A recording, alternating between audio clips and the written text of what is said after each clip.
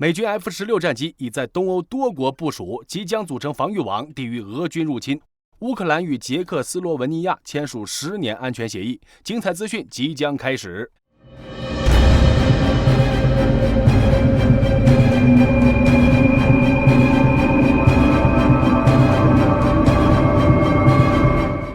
美国空军的 F-16战机已经部署到东欧多国，包括刚开始接收 F-16战机的乌克兰。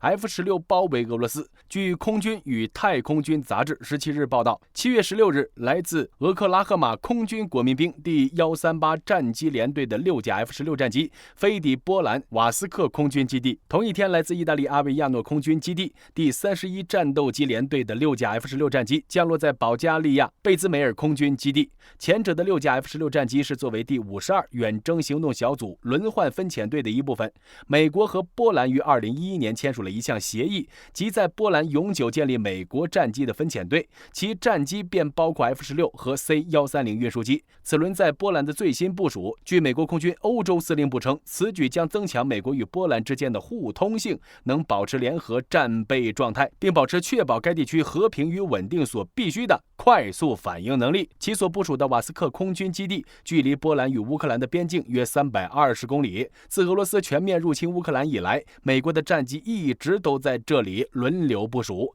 意在提防俄军进一步西进。如今年4月部署在这里为北约执行空中巡逻任务的4架来自英国拉肯西斯空军基地的 F-35战机，后者的6架 F-16战机是来自保加利亚，参加2年一度的色雷斯毒蛇演习。除意大利外，罗马尼亚、希腊、克罗地亚的部队也将参加。保加利亚也将从2025年起获得70、72批次的 F-16战机。借助此次演习，将提前为苏式战机与 F-16的整合及协同提供机会和经验。而且其所部署的贝兹梅尔空军基地距离乌克兰南部仅不到400公里，靠近黑海，同样有阻止俄军西进的意思。若是加上早已奠定欧洲地位的 F-35战机，以及包括波兰、芬兰、罗马尼亚、爱沙尼亚等美军海外基地，美军战机几乎从东欧、从整个北约东翼包围了俄罗斯，同时也在俄乌战争期间不断巡逻空域，防止俄军入侵。至于乌克兰的 F-16早已是板上钉钉的事，也将在之后的行动中发挥巨大作用。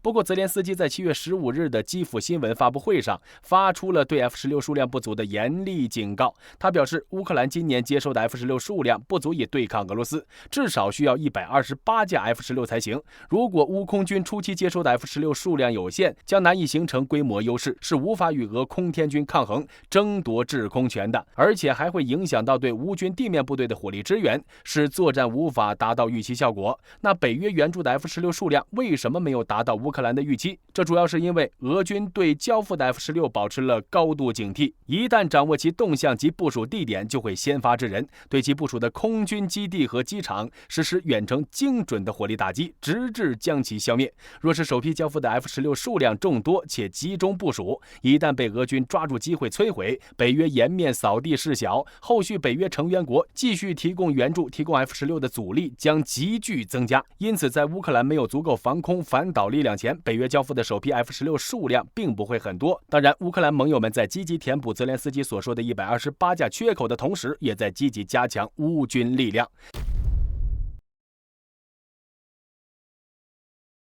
援乌新动态。7月17日，据乌克兰基辅独立报报道，希腊计划向美国出售32架30批次的 F-16战机，等他们完成现代化升级至 F-16 Block 70后，再交付给乌克兰使用。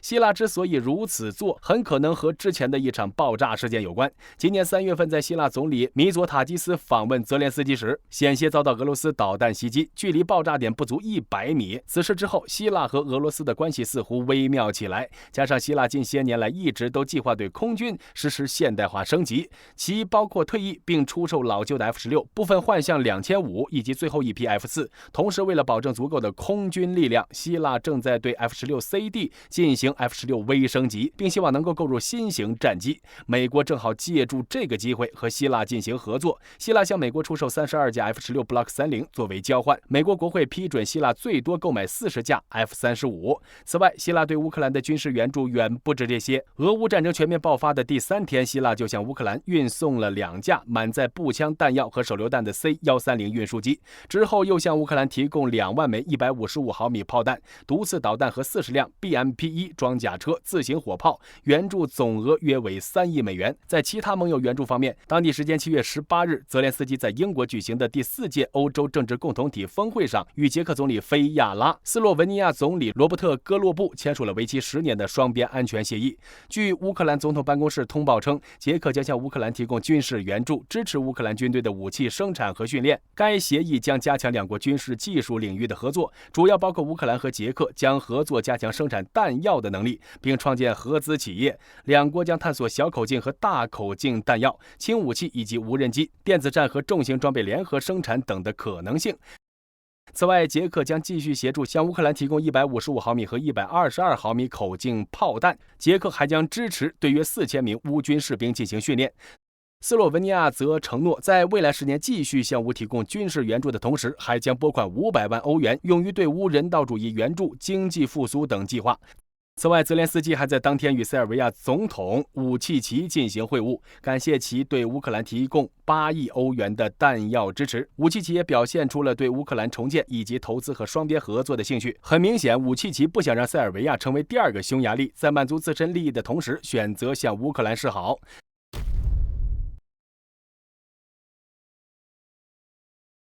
据自由时报7月16日报道，美军突然明确表态，反对乌军将美元的 ATACMS 导弹用于攻击俄本土目标。此前，乌克兰多次使用 ATACMS 导弹攻击俄军事目标，摧毁了多架直升机以及多个先进防空系统。此时，美军并未有过多表示，而此时却突然明确要求 ATACMS 导弹的使用限制。对此，专业人士分析后称，一方面，先前俄军曾发布过拆解美制 ATACMS 导弹的视频，并称其正在研究 ATACMS 导弹的打击逻辑，有望对 ATACMS 导弹进行彻底破解。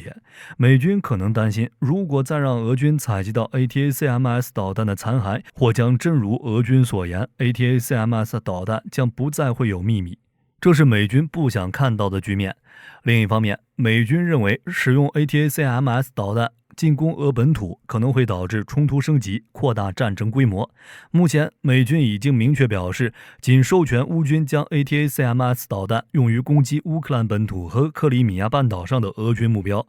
与美方态度不同的是，英国新任首相斯塔默曾有过暗示，乌克兰可以使用英国提供的暴风营导弹攻击俄本土目标，但英国国防部很快就否认了这一说法。好了，本期视频内容到这里就结束了。大家对美军在东欧的部署是什么看法？欢迎在评论区留言。我是火力军，下期再见。